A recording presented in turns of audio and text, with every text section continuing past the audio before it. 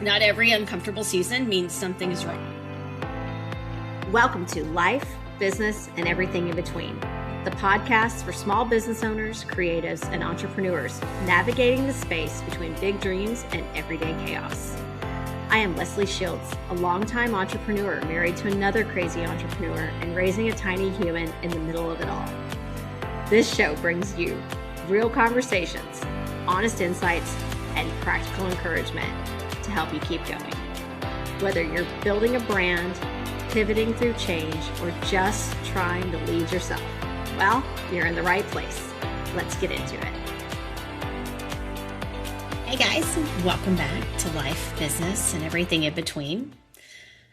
I've been thinking a lot about transitions, and today's a solo pod with just me and you. So it's always kind of fun because we can talk about some of the things that are really on my mind. And to be honest, when I was going through and trying to plan what we were talking about today, I had to just sit back and kind of think about where I was and what I was going through. And I think that a lot of us might be going through some similar things. And I think transitions can be some of the hardest parts of entrepreneurship. And while they're still good, they're really uncomfortable. And especially a lot of entrepreneurs can be very type A. We like to be in control. We like to know what's next. It helps us feel grounded and safe. And I think that entrepreneurship and running a business, as well as just life, naturally comes with a lot of changes. And a lot of us are going through that right now. So today is our last day for our little guy. It's our last day of pre-K. He's going through a change. He's going through a transition. We're going into summer. My team is going into summer. We have losing key people, schedule changes, reorganizing our team, trying to make sure that we have the best butts and the best seats and are using everybody's skills to the fullest extent and trying to stay mentally grounded while everything around you shifts is really hard for me. I don't know about you, but it's very, very difficult for me. And I think what makes it really hard is everything keeps going. Life is not pausing. The business is not pausing while we're adjusting or while we're figuring it out. Everything just keeps going. And so the business needs you, your team needs you, your family still needs you, your inbox is still filling up, dinner still has to be made, people have to eat, people are still waking up. And starting next week, it's going to be your kids. For us, he's at home. Some of you guys have a few more weeks. They want snacks, they want cartoons, and you still have to get shit done. And I think that doesn't happen with all workers, but I think for business owners, entrepreneurs, and also with remote teams. For me this morning, and I thought, what can we talk about that relates to where everybody else is? So I think that walking into this space can feel disorienting, and I feel that way. I felt disoriented this morning. So we definitely don't have it figured out, but I thought it would be really interesting to talk about what we're leaning into in real time. So here we go. Let's talk about the biggest transition that probably affects, say a large percentage of you. And if you listen to our pod, we talk a lot about having families and kids and being a business owner and having kids at home. Even if they're older, I'm sure they probably still need you to drive them around and drop them off. But if they're little, they really need you and they need your attention. And so let's talk about how summer and working parenthood works together, especially if you're a business owner and a parent. You're trying to lead a business while also still trying to stay present at home. And suddenly your focused work hours shrink, routines shifting, and structures change overnight, and calendars changes. Kids are transitioning. They're in camps. They're at VBS. They're watching cartoons. They're bugging you for snacks. And if you're anything like me, your brain immediately goes, how am I supposed to do all of this well? And I'd actually love for the people listening to think about this too. What actually changes for working parents during the summer that we don't talk about? Because I think sometimes we pretend productivity should look exactly the same year round. And honestly, I don't think that's realistic.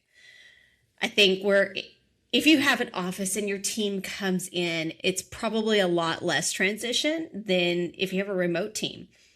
Because remote teams are not, don't have all the kids present.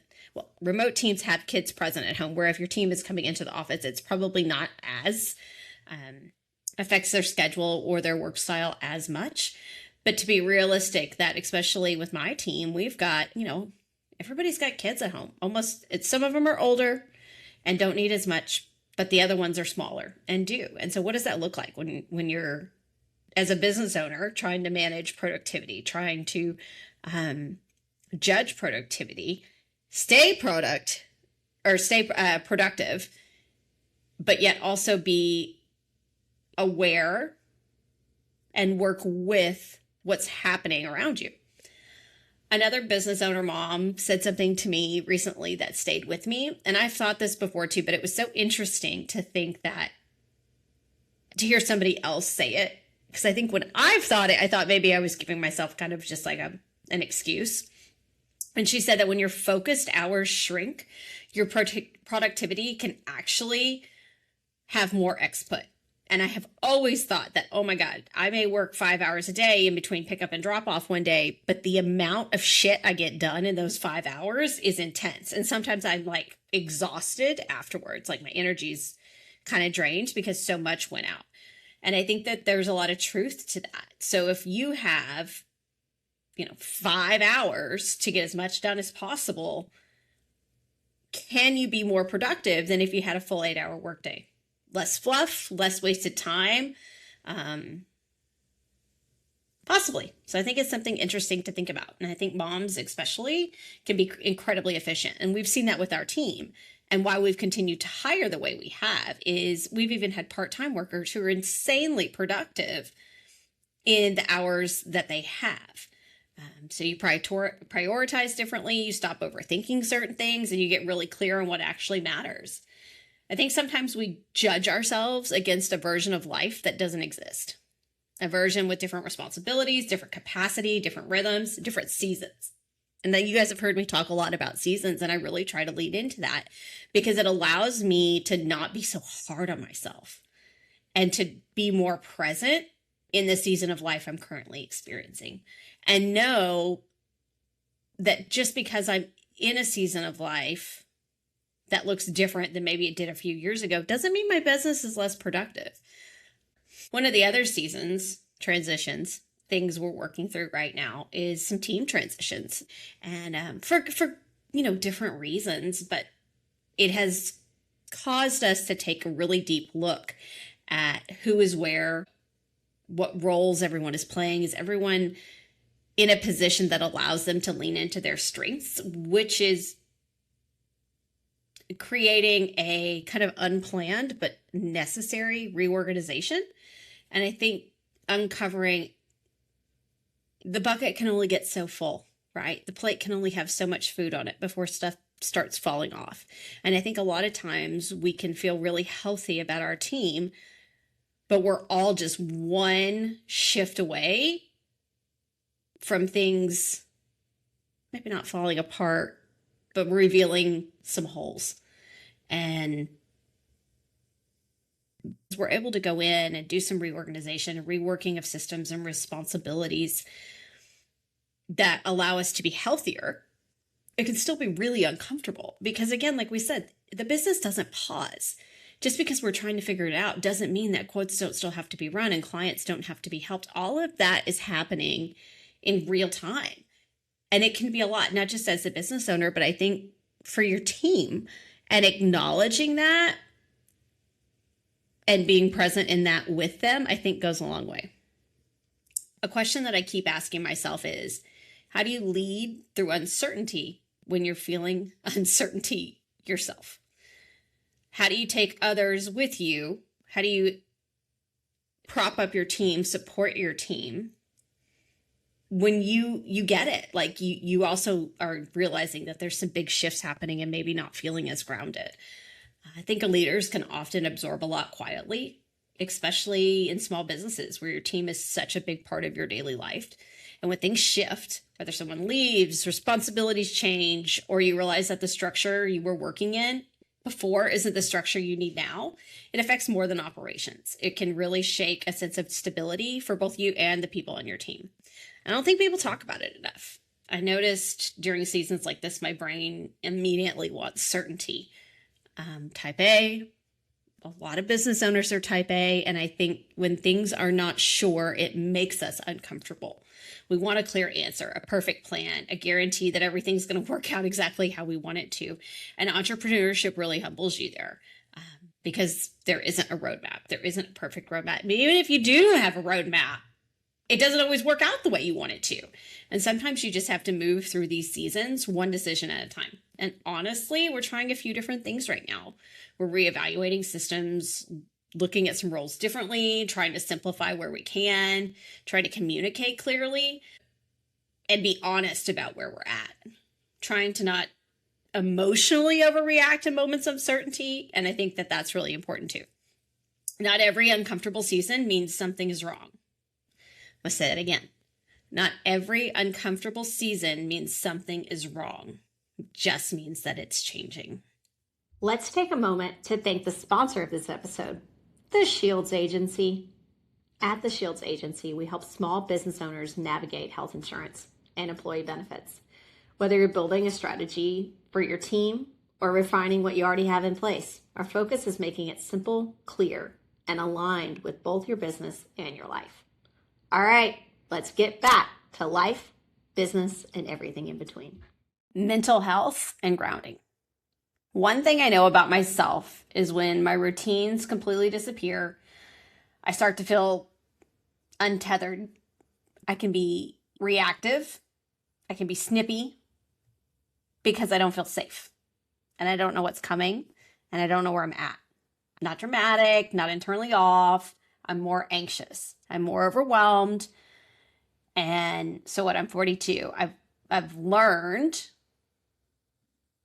coping skills, right? So over the years, being my lovely ADHD, high anxiety self, things that keep me more steady through some of these seasons. And a lot of it, and you guys, may have a partner in your life who has gotten to know these things about you as well. I know my husband, once we have figured out that when things are changing or stuff is going on, I may be more reactive. And it's never, sometimes it's about him, but it's not about him. It's about me. And it's about me feeling unsafe and getting anxious because of changes, because of transition. So some of those coping skills for me have always been my regular, constant routine of working out. Now, I may not be somebody who makes it to the gym 5 days a week, but you can bet that over the course of the last, say, 5 years, me working out twice a week, unless I'm on vacation, because then that doesn't really happen, but I try to walk. I'm not a person who works out on vacation, you guys. I'm just not. I'm a person who sleeps in and drinks too much wine on vacation, which is fine. I accept that about myself. But in normal life, not traveling, I'm working out twice a week. That's happening. Am I trying to get up to 3 or 4 so I can be healthier and, do all those strengthening as I'm supposed to? Yes. But what it does is that it helps my mental health. And I also know that I go through seasons of meditation.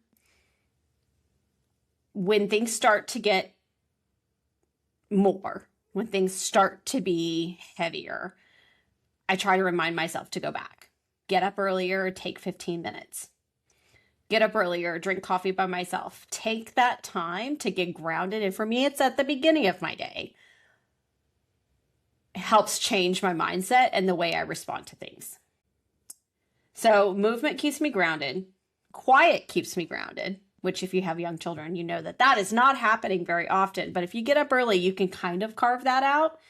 And structure keeps me grounded. I'm really curious about what it is that other people do too.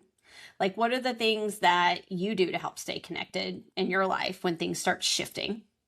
You guys can put comments on anywhere that you're watching or listening to the pod. You guys can comment. What are some of the things that keep you grounded? I think everybody has different anchors. And I go workout classes. I have more structured routines, but with summer schedules and shorter focused work hours and my little guy being home more, that's just not realistic right now. And so old me would have probably spiraled and thought, well, great, the whole routine is ruined, but I'm working really hard to learn how to adapt. And so I signed up for a home workout app, like the virtual coaching. There are so many good ones out there. I have never really explored that before, and they're not very expensive. I've always failed at home workouts because I try and do it on my own. I even found one that my insurance pays for, and it's like a trainer, and they check in with you and they hold you accountable, and there's a $0 copay.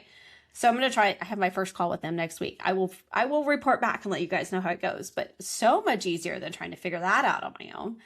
But I'm trying to build a routine around summer schedules so I can still get those workouts in, even though it may not be going to the classes that I love. So I'm just trying to create a little quieter rhythm before he gets up. We'll see what that looks like, right? We're still figuring it out. Hopefully I get it. Some mornings he may wake up at 5 and ruin my entire routine, and I'm just going to, have to be okay with that, just as we do. Some mornings are messy and some are tired and some I hit snooze, and some mornings we're watching Bluey at 5 a.m. because that's where we're at. But I think there's something really powerful on not giving up in your season just because it has changed. So maybe that's part of adulthood, entrepreneurship, and parenting, all three things, and how all three go together, and learning flexibility without losing yourself. Productivity and capacity. I think transitions also force us to reevaluate capacity, honestly. And I've been thinking about this question a lot lately. What if productivity changes in different seasons? And I think we talked about this a little bit earlier in the pod, is what if rest and stability are productive too? And what if we stopped expecting ourselves to operate at the exact same pace year round? So leaning into instead of fighting where you're at. And I think both can be just as productive. And even in work output, even if you're like, no, sorry, Leslie, I can't do that. The business needs me. We're in go mode. I think that those things can still be accomplished, but possibly in a little bit different way than maybe you thought. So summer schedules for us. I don't usually start work till 9. Summer schedules, my husband and I are alternating on like who's going to take him to camp, who's picking him up. And on the mornings that I have dedicated work time, I'm going to start at 6. And just knock stuff out so I get more hours in that space. Now, I will say that I've gotten and I do start early sometimes just because I hop on my phone and start knocking stuff out while, Harrison's watching cartoons. But I've gotten better at using the send later option on my Teams, on my email, on my text messages, so I can be productive and get things done early, but I'm also not blowing my team up, at 6 a.m. So, boundaries. We're all going to try and respect boundaries of our teammates, even if we're starting at 6 a.m. That's my goal for the summer. So entrepreneurship, I think, can really pull us into the mindset of constantly optimizing, pushing, growing, producing.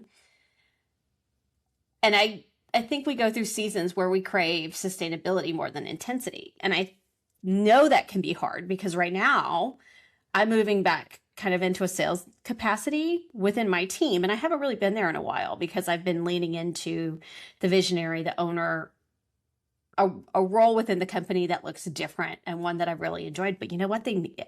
I'm great at sales. I love sales. And the team needs me and the business needs me and it needs me to push and grow. But I'm going to have to also remember it. So it feels overwhelming right now that I'm going into this push and grow phase at a time when my kid is home all summer, and that's going to look different. But I think my goal is with organization and planning that I can make that work. I don't think it's going to be easy.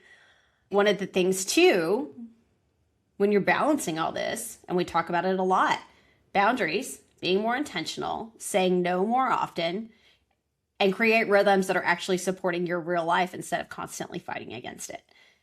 I think for me, that's where a lot of the stress comes from, is fighting against where I'm at and leaning into where I'm at and maximizing it for everything I can helps me be a better leader and honestly more productive. I think sometimes we assume growth should always feel exciting, but growth is usually messy. It's usually going through the tornado and coming out on the other side. And I think realizing, as we say a lot, see yourself on the other side of that. Because if you look back on other crazy times, you know they were hard, but you know what came out of it? I'd say 9 times out of 10 propelled you personally as a leader or your business forward.